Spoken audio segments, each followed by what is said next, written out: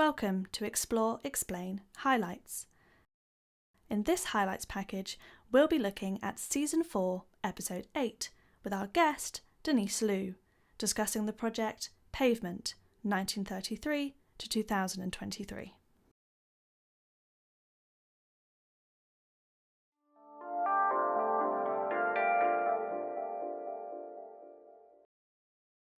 Yeah, I wasn't planning on doing this at all. Right. Like you said, I really did this because I had nothing else to do while I had an injury that like kept me in my apartment I couldn't really leave, get on my feet. So I had nothing else to do. And what's interesting about these shows that Pavement were playing is that everyone's really obsessed about like the set lists and the order of songs and what songs they're playing and what's coming after what. And I was, seeing this stuff on Twitter, but I wasn't really like, I didn't care. I was in the mindset of, I'm just going to go to the shows and enjoy it. I'm not going to really analyze it. Because sometimes I feel like if you analyze something too much, it kind of takes the joy takes you out the moment. Yeah. Exactly, just sitting there and enjoying it.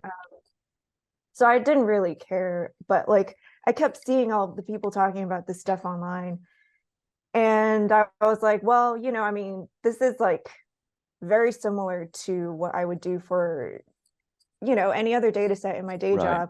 Why not take a look since I have nothing else to do? And it was really sparked because people kept saying some songs in some of the last few shows were not played since the 90s. And so I was like, what other, I didn't know that. What other songs are like that? And so I was trying to see if I could dig up some other kind of like statistics and tidbits.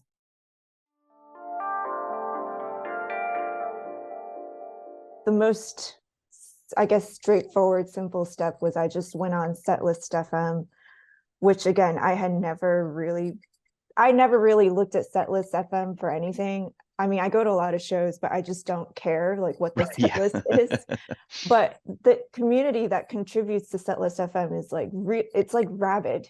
People are. I see. So it's a community-driven.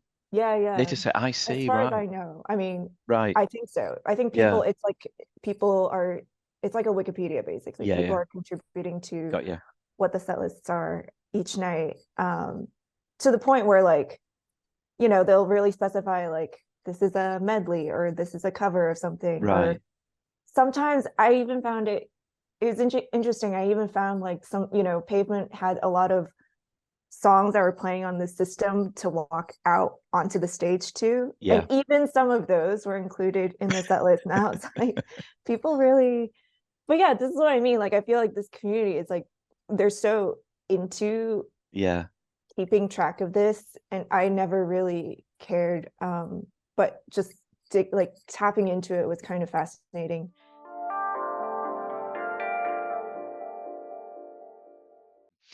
And I suppose with that, there's also then a question about like it's for you as a project, but it's also public, so it's for others as well. I mean, it feels like this is very much you talking to Pavement fans, and if anybody else wants to come along, you're very welcome to. But there'll be some things that are over your head. There'll be some little Easter eggs that are dropped in that you won't get, but that's cool because I don't want you to get those things. So, were you, whether it was conscious or otherwise, were you speaking to kind of Pavement fans and musos who out there want to see this kind of analysis? Yeah, I mean, I think a big part of this was also just I wanted to write something like a little personal essay about my, I don't know, the Pavement journey, for lack of a better phrase. But yeah, I mean, I wrote it in a way that's like, I'm already using this tone and I'm saying these things to my friends on group chats about, when I'm going to the shows.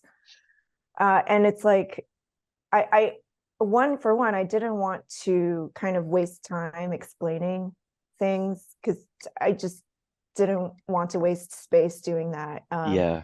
And I feel like the way that I wrote this, it came out pretty naturally. Like I was just putting thoughts down on a page again, like I was already doing in group chats. So I would be writing the same things that I was already texting my friends, in a way that is like colloquial. And also I'm not explaining, I'm using, you know, nicknames for the band members that people know and things like that. And, you know, it has this reading this thing involves you kind of knowing what the 5 albums are and like what songs are, and you know, like not the song names are not all complete, and you know, all these things where it's like I just didn't want to explain stuff. I just wanted to get right to the point.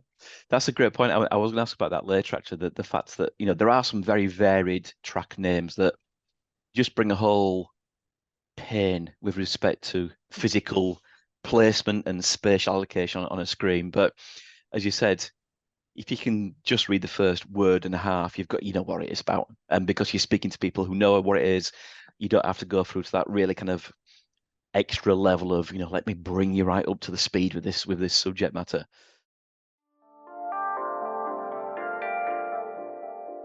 And on the note of interactivity and the dynamism, it's a fairly light touch project in terms of the amount of work that's asked of us as the users, other than, you know, the occasional mouse over for tooltips or, as I said, the drop down menu for this. Again, was that a deliberate choice to minimize the workload on the user? And I suppose by extension, were there things that you were kind of thinking of including but didn't in the end?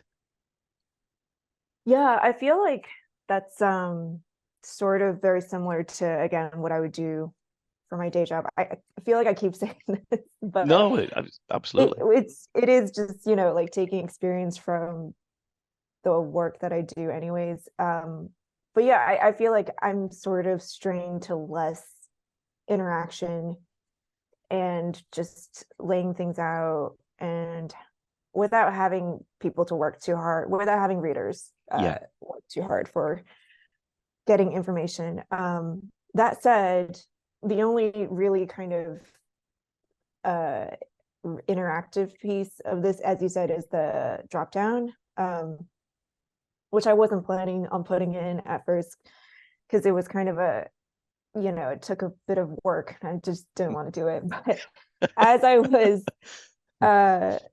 you know, laying out this little matrix of songs by night, I wanted to see myself what some of these words are. I already had the hover interaction. Yeah.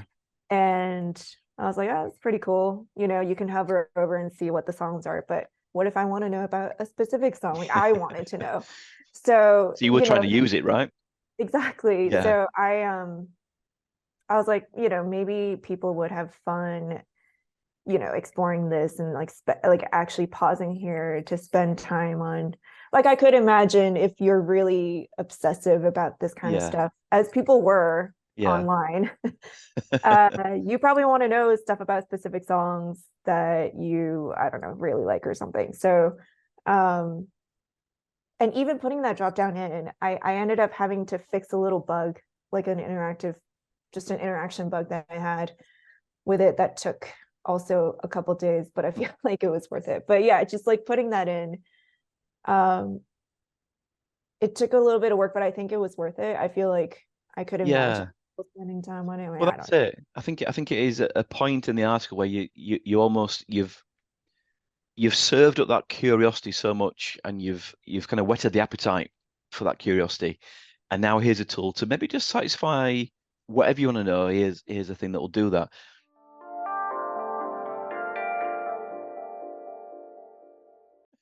But you know what's really funny is, like, you talk about reaching this kind of audience. Is like I feel like